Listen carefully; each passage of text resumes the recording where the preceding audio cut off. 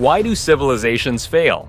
What causes a once powerful empire to collapse? Sometimes suddenly, sometimes over generations. In this video, why civilizations fail. History's patterns and cycles, we explore the repeating rhythms that have shaped the rise and fall of history's greatest powers. From Rome to the Maya, from ancient kingdoms to modern states, history reveals a chilling truth. Collapse is rarely random.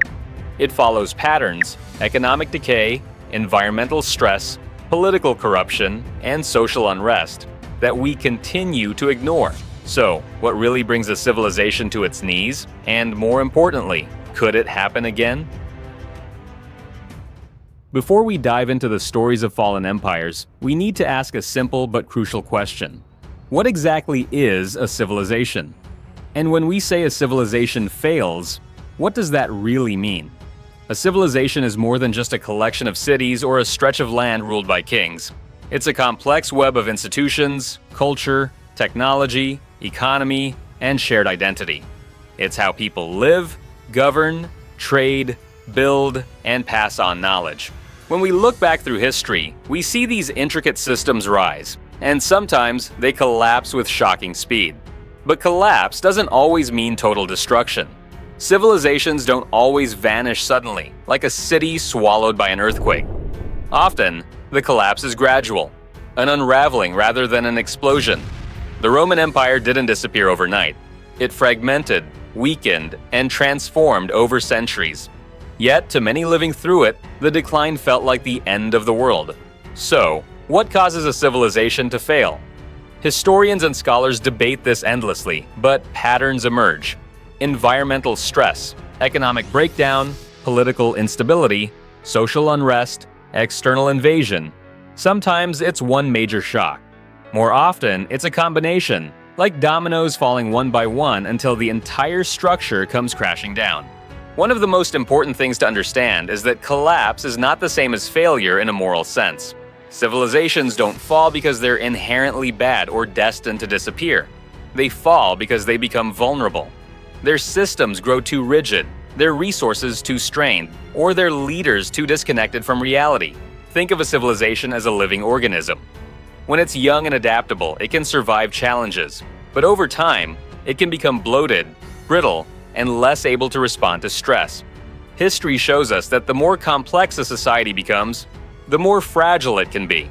Ironically, success can plant the seeds of collapse.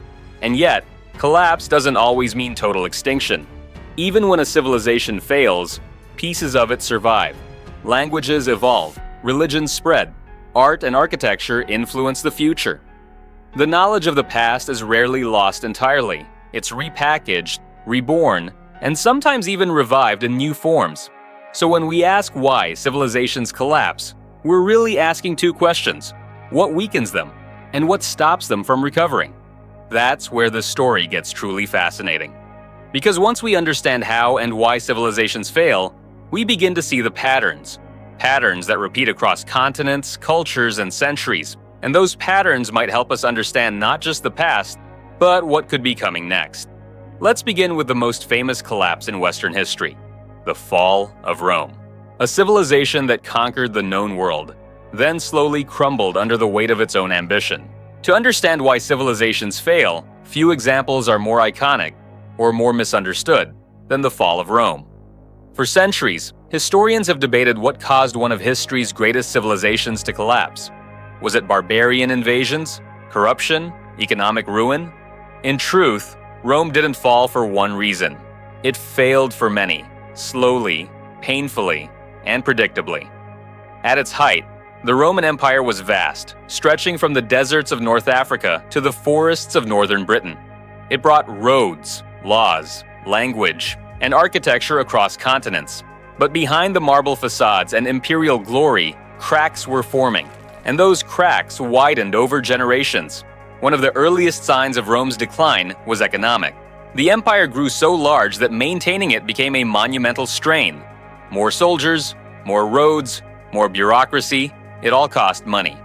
To meet those demands, the government debased its currency, causing inflation. As prices soared, ordinary people struggled, and the rich hoarded more wealth. Sound familiar? Trade networks began to falter. Local economies weakened. Once thriving cities shrank. Landowners abandoned productivity for short-term profit, relying on slave labor instead of innovation. Economic stagnation doesn't always make headlines in history, but it's often a silent killer. And for Rome, it was a key cause of collapse. But economics was only one piece of the puzzle. Politics in late Rome became a revolving door of instability. Emperors were assassinated. Armies turned on their own leaders. Loyalty was bought rather than earned. When governance becomes unpredictable, people lose faith, not just in leaders, but in the entire system. Rome wasn't just suffering from poor leadership, it was plagued by political decay. Social cohesion also began to unravel. Rome had long relied on a sense of shared identity, civitas, or civic responsibility. But as the empire expanded, the idea of being Roman became more fragmented. Cultural differences, growing inequality, and religious tensions added to the strain. The people no longer believed in a common future, and without that, the structure of any civilization becomes vulnerable. And then came the pressures from beyond the borders. We often hear that barbarians caused Rome to fall. But this idea oversimplifies the truth. Tribes like the Visigoths and Vandals didn't invade a strong Rome. They were drawn to an empire already weakened by its own internal failures. When Rome could no longer defend its frontiers, when its military was stretched thin and demoralized, it became easy prey. The sack of Rome in 410 CE shocked the ancient world. A city that had stood unconquered for 800 years fell to a foreign army. But even then, Rome didn't vanish. The Eastern Roman Empire, later called Byzantium, survived for nearly 1,000 more years. The Western Empire, however, never recovered. By 476 CE, it was gone. So, what caused Rome to fail? It wasn't a single battle or a sudden disaster. It was a slow-motion collapse, driven by economic decay, political instability, social fragmentation, and external pressure. It's the pattern we'll see again and again throughout history. Rome's decline showed us how internal dysfunction can bring down a civilization. But sometimes, the cause of collapse comes from outside human control. In many parts of history, it wasn't armies or politics that led to failure. It was nature itself. Environmental stress has played a devastating role in the collapse of civilizations across the globe. Droughts, deforestation, soil exhaustion, and climate shifts have brought down entire societies. Not suddenly, but slowly, like a storm building on the horizon. Take the Maya civilization, for example. For centuries, the Maya flourished in what is now southern Mexico and Central America. They built massive stone cities, developed advanced astronomy, and created a written language still being decoded today. By any measure, they were one of the most sophisticated civilizations of the ancient world. But then, around the 9th century, something changed. Cities were abandoned. Monuments stopped being built. Trade routes fell silent. The collapse was not immediate, but by the end of the Classic period, the great Maya urban centers were empty. For years, historians searched for a single cause: warfare, rebellion, or even invasion. But the real story is far more complex. Modern research points to a combination of long-term droughts and unsustainable environmental practices.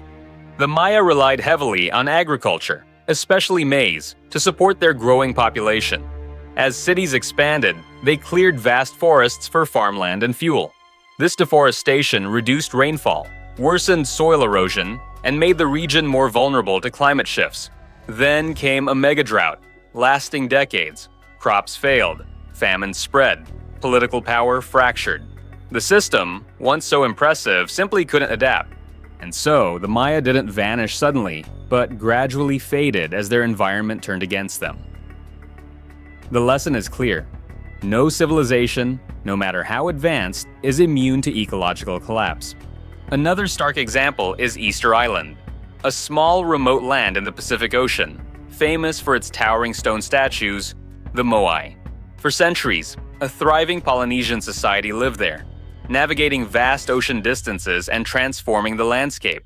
But by the time European explorers arrived in the 18th century, the island was barren, and the society had collapsed into chaos and near extinction. The leading theory: environmental destruction. In their quest to move the giant Moai statues, the islanders cut down every tree, used for transport, construction, and fuel. Without trees, they couldn't build boats, sustain agriculture, or prevent soil erosion. The ecosystem unraveled, and with it, the foundations of their civilization. This wasn't an act of ignorance. It was the result of short-term needs overwhelming long-term survival. A pattern repeated throughout history. The Indus Valley Civilization, one of the oldest urban societies in the world, also shows signs of environmental disruption. Once home to cities like Mohenjo-Daro and Harappa, the civilization declined around 1900 BCE. Shifting monsoons and changing river patterns likely caused the region's agricultural systems to collapse, forcing migrations and destabilizing urban centers. Each of these examples points to a powerful truth. Nature can be both the foundation and the undoing of human progress. When civilizations fail to live in balance with their environment, collapse becomes more than possible. It becomes likely. Today, these ancient warnings feel more urgent than ever. We are living in an age of climate change, deforestation, rising sea levels, and biodiversity loss. The environmental challenges faced by the Mayans or Easter Islanders pale in comparison to the global scale of today's crisis. Ecological collapse doesn't usually arrive as a single event. It builds slowly, year after year, until systems break. And by the time the signs become obvious, it's often too late to reverse the damage. But history also offers hope. Some civilizations adapted. They reformed agriculture, diversified economies, and shifted political systems to survive. Collapse is not guaranteed. It's a choice made over time through action or inaction. So far, we've looked at internal instability and natural disasters. But there's another force that has torn civilizations apart since the dawn of time: the force of war. In many cases, civilizations don't collapse because of what happens to them from the outside. They collapse because of what happens within. One of the most consistent and powerful forces behind the fall of civilizations throughout history is economic inequality. When the gap between the rich and the poor becomes too wide, when opportunity disappears and injustice becomes systemic, collapse can begin. Not with fire and blood, but with discontent, distrust, and decay. Every civilization has some form of hierarchy. Some people rule, others obey. Some accumulate wealth, others work to support themselves. That in itself isn't unusual.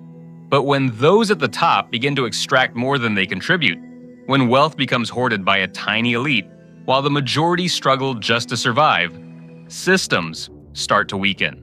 The balance that holds a civilization together begins to tilt dangerously. We can trace this pattern all the way back to ancient Egypt. During the height of the Old Kingdom, Egypt was a marvel of central planning and architectural achievement.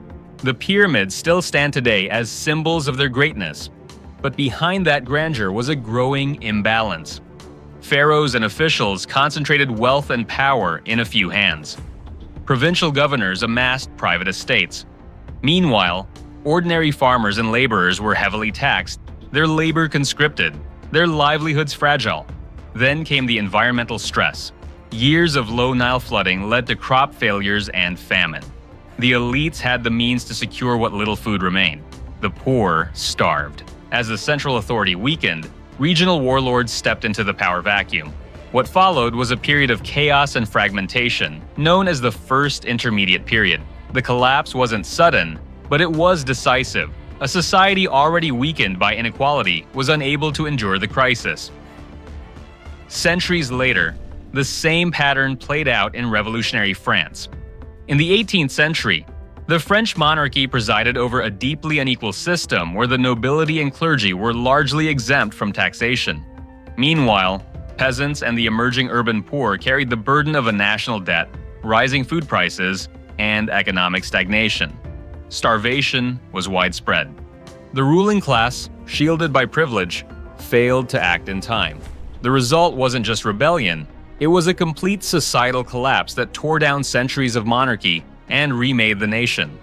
What both of these examples show is that civilizations don't just fail because they're attacked or overwhelmed. They fail when their internal structures become too fragile to adapt. Economic inequality creates exactly that kind of fragility. It undermines trust in institutions, breaks down social cohesion, and fuels unrest. The moment people begin to believe the system is rigged against them, that there is no path forward, the social contract begins to unravel. Historians and social scientists have long studied the role of inequality in civilizational decline. One particularly compelling theory comes from Peter Turchin, who coined the term elite overproduction. This happens when a civilization produces more elites, wealthy, educated, politically ambitious individuals, than there are positions of power or influence to accommodate them. As competition among elites intensifies, factions form. Political instability grows. At the same time, common people see more wealth concentrated at the top while their own opportunities vanish. This dual pressure, infighting above and anger below, creates a volatile mix. We can see this playing out in countless examples. In the late Roman Empire, aristocrats vied for influence while the empire's foundation eroded. Political offices were bought and sold, loyalty shifted constantly, and public trust evaporated. The empire became less about governance and more about elite competition. The system became too rigid to reform and too corrupt to survive. The Ottoman Empire faced similar issues. As the imperial court ballooned in size and cost, the provinces became increasingly neglected. Corruption spread. Peasants revolted. Local leaders hoarded resources, while distant rulers clung to traditions that no longer served a changing world. The imbalance between the needs of the people and the privileges of the elite grew too large to ignore. Even the United States in the late 19th and early 20th centuries faced a crisis of inequality during the Gilded Age. Vast wealth was held by a small number of industrialists, while laborers worked in dangerous conditions for poor wages. It was only through reform, progressive taxation, labor laws, antitrust regulations, that the country avoided deeper upheaval. Today, economic inequality is again rising sharply across nations and within them. 1% of today's population controls more wealth than the remaining population combined. Housing, healthcare, and education grow more expensive while wages stagnate. In many countries, a growing number of people feel locked out of their own economies, disconnected from institutions, and unheard by their governments. This isn't just a modern problem, it's a historical pattern, and one with serious implications. Because when civilizations fail, it's often because the gap between rich and poor has become too great. Those who have power protect it. Those who have nothing demand change. And unless that tension is addressed, the collapse that follows is not a question of if, but when. History warns us of what happens when inequality goes unchecked. But it also offers a lesson. Collapse is not inevitable. Some civilizations recognized the danger and reformed before it was too late. Land was redistributed. Tax systems were adjusted. Social mobility was expanded. These actions didn't eliminate inequality, but they prevented it from becoming fatal. Civilizations fail when they forget that prosperity must be shared to be sustainable. When the engines of progress serve only a few and the rest are left behind, the seeds of decline take root. War has always been part of human history. Sometimes a tool of power, sometimes a cause of progress, but often a force of destruction. When understanding why civilizations fail, war isn't just one factor among many. It's usually the final blow. After years of internal decay or environmental stress, conflict can push a fragile society past the point of no return.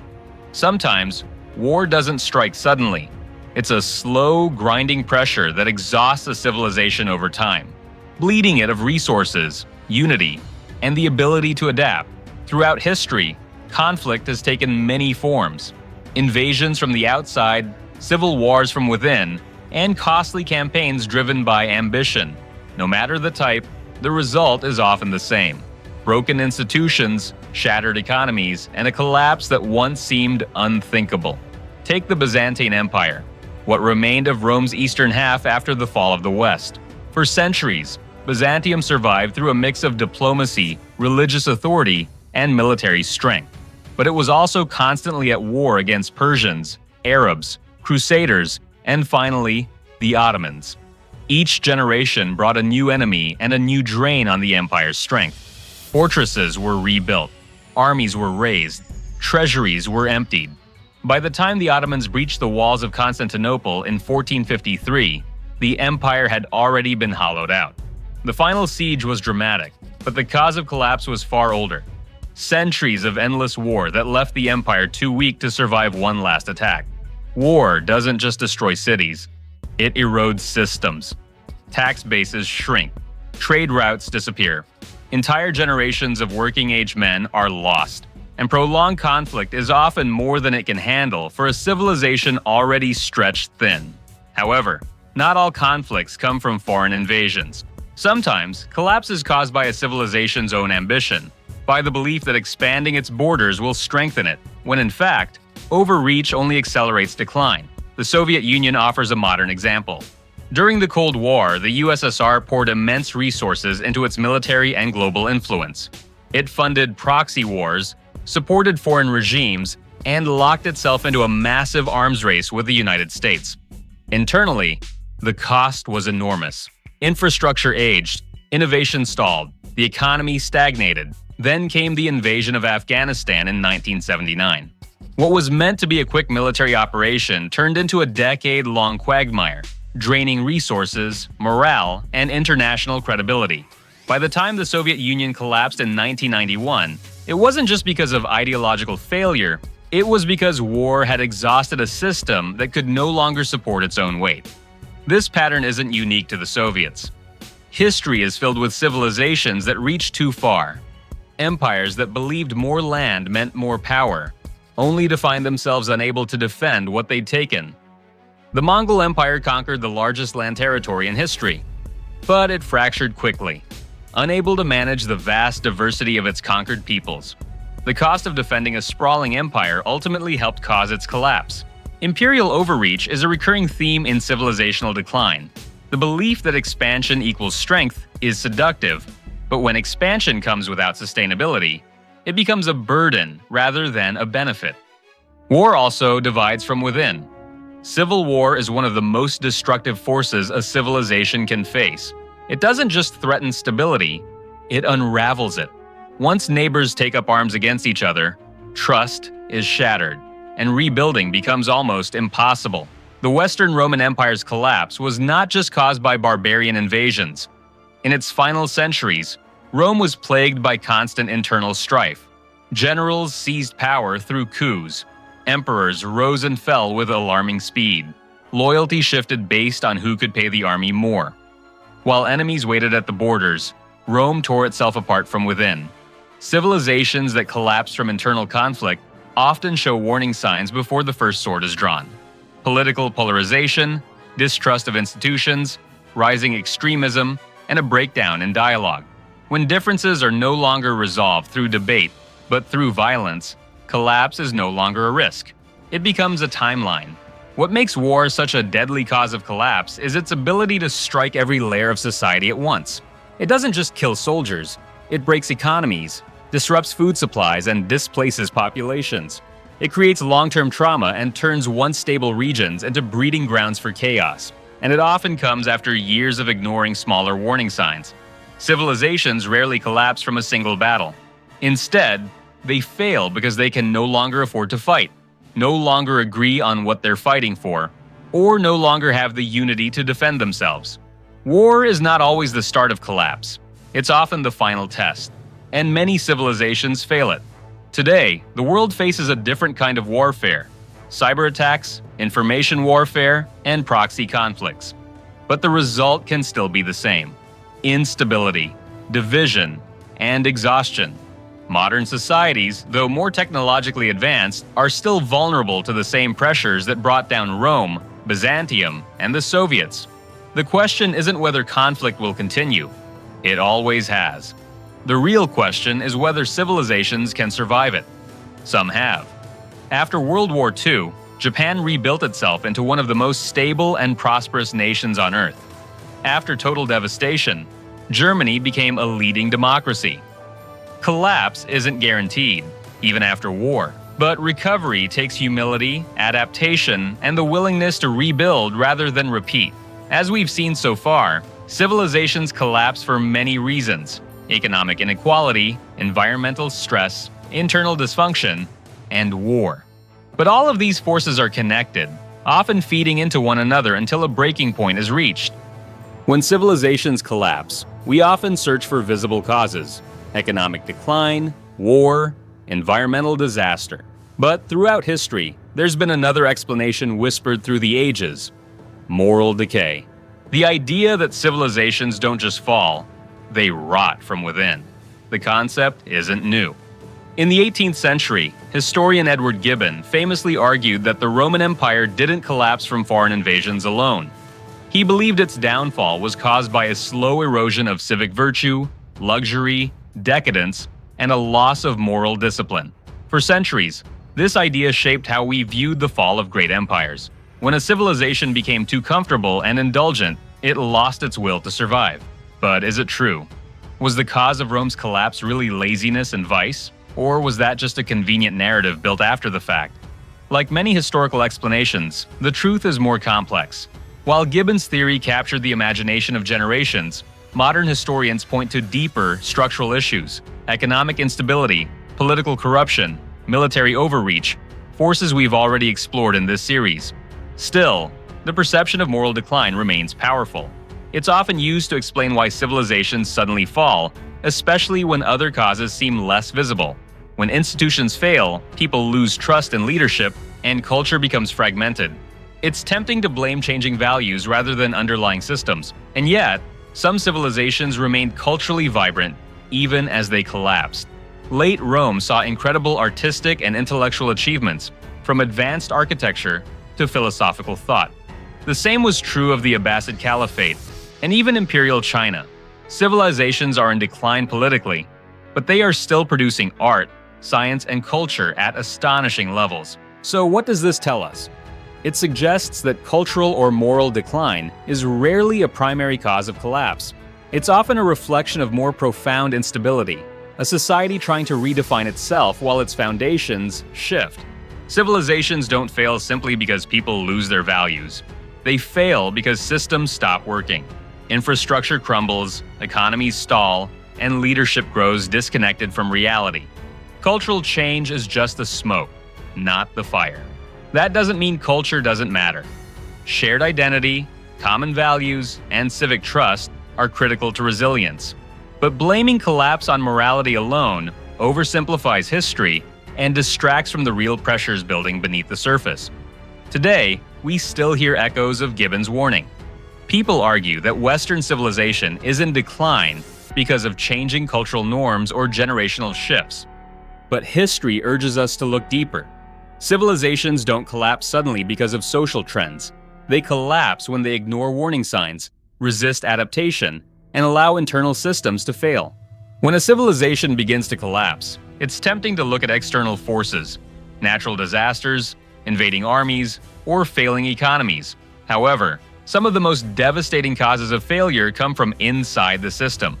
Political instability, corruption, and broken institutions have led more civilizations to ruin than any single historical event. These are the quiet killers of empires. Not always sudden, but always corrosive. History shows us that when leadership falters and trust in government erodes, collapse becomes not just possible, it becomes likely. People stop believing in the system.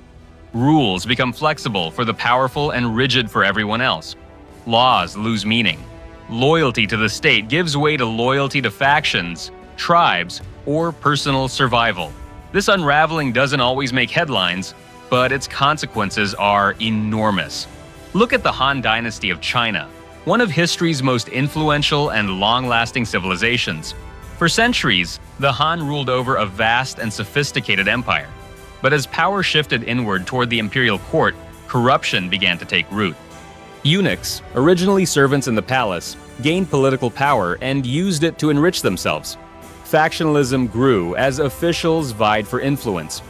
Meanwhile, the people suffered under heavy taxation, forced labor, and increasing inequality. The government, once admired for its order and meritocratic values, became a tool for personal gain. Rebellions erupted. The central state weakened. Eventually, the Han Dynasty collapsed, not because of foreign invasion, but because its internal systems failed to serve the people. We see similar patterns centuries later in Weimar Germany, a democratic republic formed after World War I. Politically fragile from the start, the Weimar government was plagued by economic crisis, social unrest, and extremist movements. Its leaders couldn't maintain stability or confidence. Democracy became gridlocked, public trust vanished, and in that political vacuum, extremist ideologies gained traction. The fall of the Weimar Republic wasn't sudden.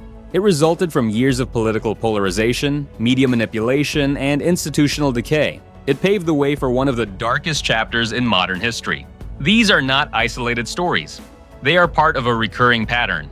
When a civilization can no longer solve problems, when its leadership prioritizes self-interest over service, collapse becomes a real and present danger. Corruption doesn't just waste resources, it breaks the connection between people and power. Citizens lose faith in their leaders. Elections become performative. Laws are enforced selectively. And once a critical threshold of distrust is crossed, the entire system begins to wobble. Political instability takes many forms. Sometimes it looks like there is infighting between elites, as in the final days of the Roman Republic. Sometimes it's widespread civil unrest, as in the French Revolution. Sometimes this manifests in deep ideological divides, where people no longer share the same basic truths or agree on the legitimacy of their institutions. The outcome is the same in each case: paralysis, dysfunction, and eventually collapse. And yet, it rarely happens suddenly. That's one of the most important takeaways from history. Civilizations fail not from a bad decision, but hundreds of smaller ones that accumulate over time.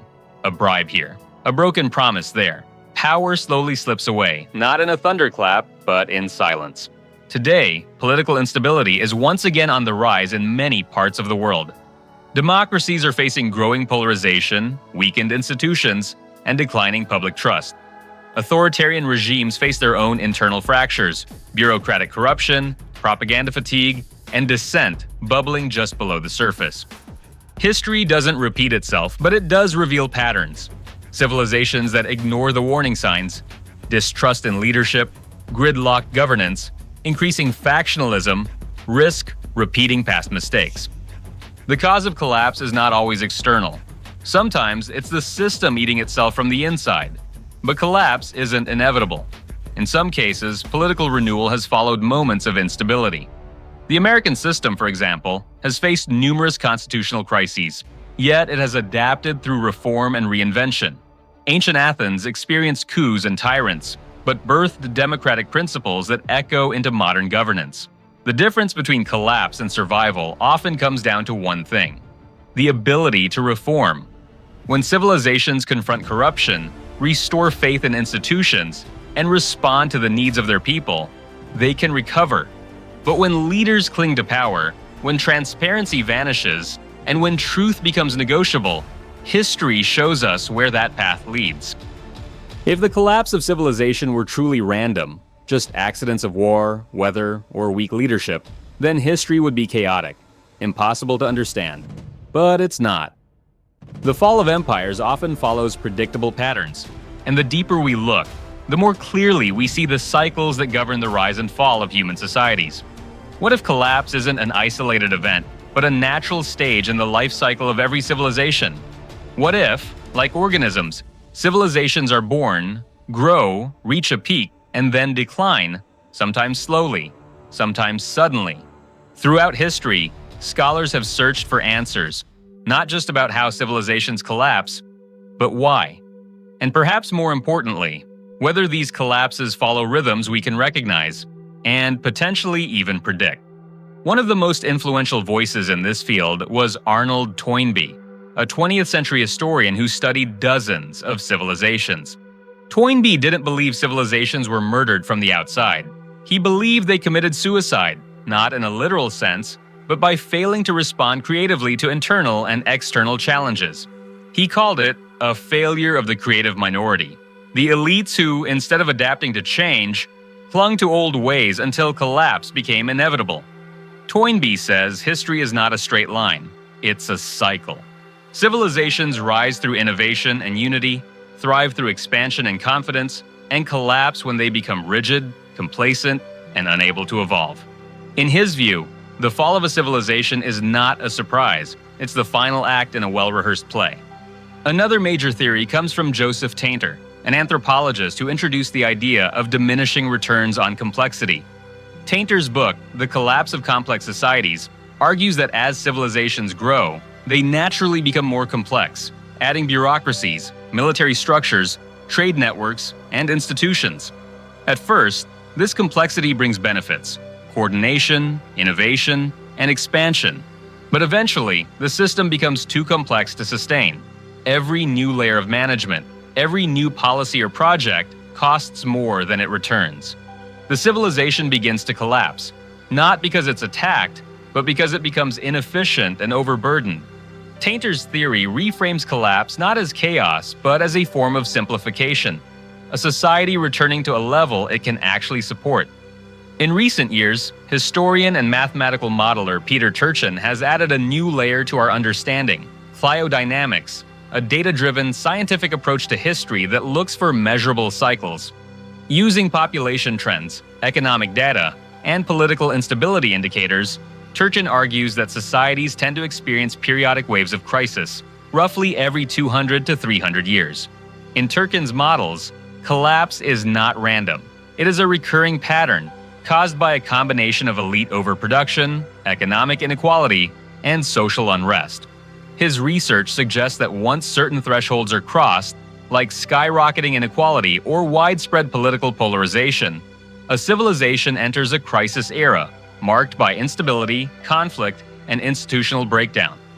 Today, as we face overlapping crises, climate disruption, rising inequality, political division, it's worth asking, where are we in the cycle? Are we nearing a peak, or already past it? Today's world is more interconnected, technologically advanced, and globally aware than any civilization. Yet, at the same time, the warning signs of collapse are flashing in more places than we care to admit. History is not just a warning, it's a guide. A map marked with the pitfalls that others didn't see or couldn't avoid. We don't study the fall of civilizations to be haunted by them. We study them to avoid repeating them. And while the future remains unwritten, we are not powerless. We are the next chapter. What happens next depends on whether we heed the lessons of the past or become the next example others study in the centuries to come. What do you think is the biggest reason civilizations fail? What's the most overlooked cause of societal collapse in history? Drop your thoughts and your video ideas in the comments. We'd love to hear what topics you want us to explore next. Because while civilizations may fall suddenly, the signs are always there, if we choose to see them. Thanks for choosing Timeline in History. If you found value in this video, please be sure to like, subscribe, and turn on notifications so you never miss history's greatest moments. Your support helps this channel grow and is greatly appreciated.